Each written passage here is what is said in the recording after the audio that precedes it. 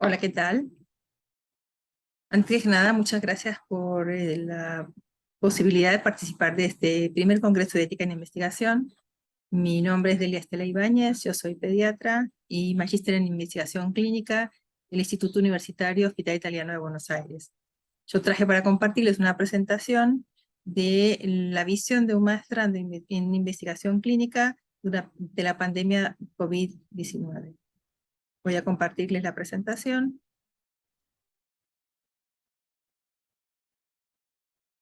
Bueno, esto ya les comenté. Siempre como investigadores tenemos que tener presentes los principios de la ética en investigación, el respeto por las personas, la beneficencia y la justicia. Seamos investigadores principales o estar frente a una investigación de otro investigador. Nuestros proyectos de investigación durante la maestría tenían siempre como algo muy importante a tener en cuenta, y es que fuesen factibles, interesantes, novedosos, éticos y relevantes. Las investigaciones antes, durante y después de la pandemia fue algo que tuvimos oportunidad de ver y sentir y de preparar con nuestros proyectos, nuestros propios proyectos. Tuvimos que adaptarnos, como todos, a los cambios de la presencialidad a la virtualidad.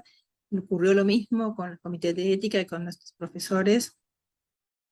Y la medicina basada en la evidencia, que es algo que tenemos siempre como una herramienta para actualizar los conocimientos, los tratamientos y este ejercicio en cuanto a la salud, se ve afectada cuando hay publicaciones de baja calidad, cuando hay conclusiones erróneas que pueden ser usadas como guías de manejo, utilizadas con pacientes, llevando a muchas veces complicaciones o gastos en salud innecesarios. Hay estudios que se publican con fallas éticas graves. Durante este proceso de la pandemia, hubo una investigación que se publicó en la revista Lancet acerca del tratamiento de COVID-19 con hidroxicloroquina. No solamente el tiempo y los recursos invertidos en esa investigación, sino que muchos de los pacientes que requerían esta medicación estaban a riesgo de no tenerla, porque la mayoría de los pacientes que escucharan o los médicos que leyeran estas publicaciones iban a comenzar a tratar a estos pacientes con medicaciones que iban a faltar. El médico científico John Ioannidis ha dado a conocer que muchos estudios publicados tenían graves fallas, sesgos y resultados no reales, y esto mucho antes de la pandemia. Lo que nos ocurrió con la pandemia es que muchas cosas se agudizaron por esta necesidad urgente de encontrar tratamientos para esta emergencia en salud. Este es el trabajo que les comentaba de hidroxicloroquina y cloroquina, con o sin macrólidos para el tratamiento del COVID.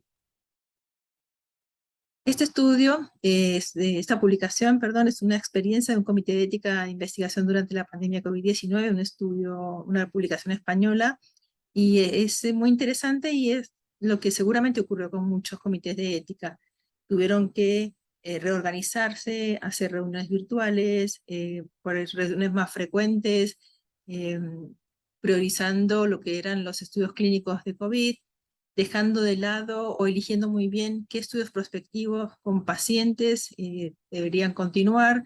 Los que eran obviamente del ámbito académico debieron suspenderse, y dieron paso a algunos estudios que eran retrospectivos con bajo riesgo, con menos exposición de pacientes o sin exposición de pacientes directamente,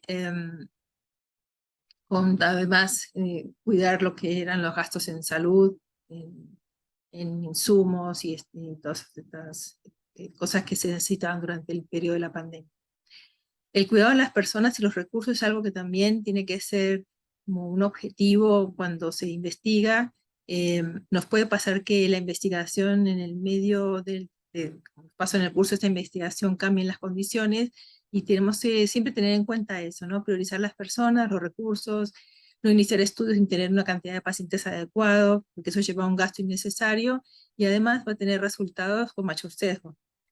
El organismo en la Argentina que regula los alimentos, los medicamentos, y la tecnología en salud no permitía consentimiento de pacientes que estuviesen en asistencia respiratoria mecánica. Es decir, que no podían realizarse estudios clínicos en este tipo de pacientes. Este es un estudio que se realizó en la Argentina, comandado por el Hospital Italiano, junto con muchas otras instituciones, y fue un estudio importante porque lograron hacer un estudio randomizado y controlado, donde querían ver la efectividad del tratamiento de plasma de pacientes convalecientes de COVID frente a un placebo. Y lo que resultó fue muy importante, más allá de que fue un estudio donde se vio que no había mayor beneficio del plasma de convaleciente frente al placebo, porque también tenemos que tener en cuenta los resultados negativos, lo que aportan al conocimiento médico. De esta manera no se continúa con un tratamiento que no es beneficioso, digamos. Este es el trabajo. El profesor Simonovich nos comentaba, por ejemplo, que una de las cosas que se hizo para hacer este estudio fue adecuar todo lo que tenía que ver con la ética y los consentimientos informados en pacientes que estaban internados con neumonías severas, graves por COVID.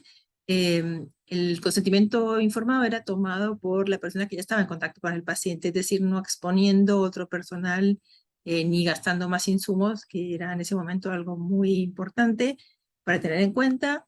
Y lo que les comentaba antes, ¿no? Que es importante publicar información que sea reproducible y animarse a publicar resultados negativos. Este fue nuestro inicio, nuestro comienzo de la maestría, la presencialidad, la posibilidad de intercambiar durante muchas horas con maestros y profesores, con compañeros, muchos con mucha experiencia en investigación, otros menos, y creo que ese respeto al escucharnos y esa integración que logramos fue clave para continuar con el resto de la maestría durante la época de la virtualidad, ¿no?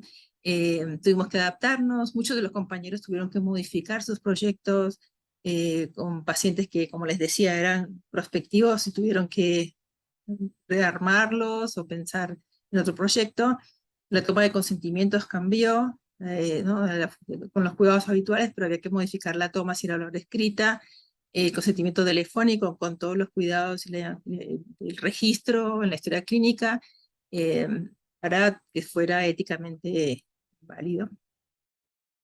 Bueno, y como conclusiones de esta experiencia, les diría que la investigación clínica es necesaria y debe ser ética, que es posible y es necesario investigar en pandemia, y los estudios con resultados negativos son importantes, sobre todo en situaciones donde no se conoce la eficacia y la seguridad de los tratamientos.